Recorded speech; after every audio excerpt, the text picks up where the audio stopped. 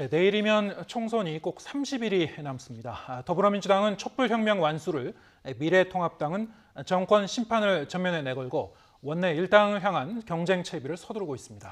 특히 바뀐 선거법 때문에 비례대표 정당 투표가 승부처가 될 것으로 보입니다. 취재기자 연결합니다. 조은지 기자. 네, 국회입니다. 네, 민주당이 지난주 전당원 투표로 비례연합정당 참여를 확정했습니다. 이후 진행 상황 어떻게 전개되고 있습니까? 네, 민주당은 비례연합정당 참여 전에 애초에 정해져 있던 일정대로 어제 비례대표 순번을 확정했습니다. 당 중앙위원회 투표를 거쳐 영입인재 1호인 여성 척수장애인 최혜영 교수가 비례 1번을 받았고요. 고 김대중 전 대통령의 삼남 김홍걸 씨가 당선 가능권인 4번에 포진했습니다. 교통사고로 아들을 잃은 이소현 씨가 11번, 공적마스크 유통의 70%를 맡은 지호영의 고문 출신 박명숙 대한약사회 정책기획단장이 13번을 받았습니다. 민주당이 따로 비례대표 후보를 내지 않고 범여권 비례연합정당에 참여하기로 한 만큼 이들은 연합정당에 파견을 가게 됩니다. 민주당은 뒷번호로만 7석을 챙기겠다고 했죠. 앞순위에는 소수정당을 배치해 진정성도 보이고 다양성을 확보하자는 선거법 취지도 살리겠다는 겁니다. 정의당이 참여할 경우 17번부터, 정의당이 끝내 불참하면 10번부터 민주당 후보 7명을 배치하겠다는 자체 방침을 세웠습니다. 총선이 임박했고 비례 순번 등 후속 작업이 많은 만큼 민주당은 정의당과 민생당에게 내일까지 참여 여부를 결정하라고 해놨습니다. 오늘 민생당은 최고위원회, 또 정의당은 전국위원회를 나란히 열어 관련 안건을 다루고 있습니다. 늦어도 주 초에는 연합정당 참여 윤곽이 정해질 걸로 보입니다.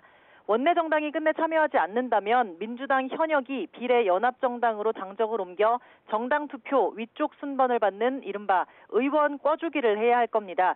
위장정당 범죄행위라고 비판했던 미래한국당과 차별화가 어려운 데다 6명인 미래한국당보다 더 많은 의원이 옮겨야 하는 등 첩첩산중입니다. 민주당 윤호중 사무총장은 잠시 뒤 오후 2시 기자간담회에서 비례연합정당 진행 상황과 향후 계획 등을 밝힐 예정입니다.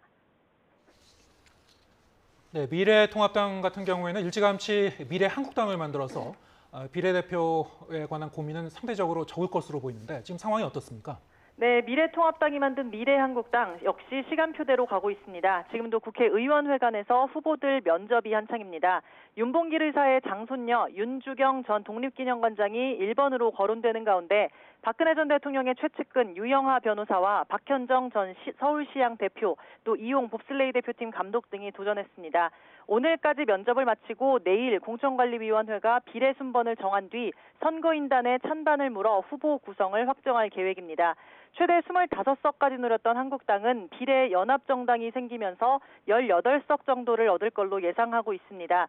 통합당은 비례의석 확보는 이처럼 상대적으로 우위에 있는 것처럼 보이는데요. 하지만 순항하던 공천 작업이 요동치는 게 변수입니다. 김영호 공천관리위원장이 강남병에 전략공천한 김미균 후보의 이른바 친문 행적이 드러나며 추천 철회와 동시에 사퇴했습니다. 또 학살공천이라는 불만 속에 홍준표 전 대표가 무소속으로 대구 수성을에 출사표를 던진 걸 비롯해 곽대훈, 김석기, 정태욱 의원 등 공천에서 배제된 대구 경북 의원들의 무소속 출마가 이어지고 있습니다. 여기에 이르면 이번 주 초 김종인 체제가 출범할 계획이라 공천 파동은 악화할 가능성이 큽니다.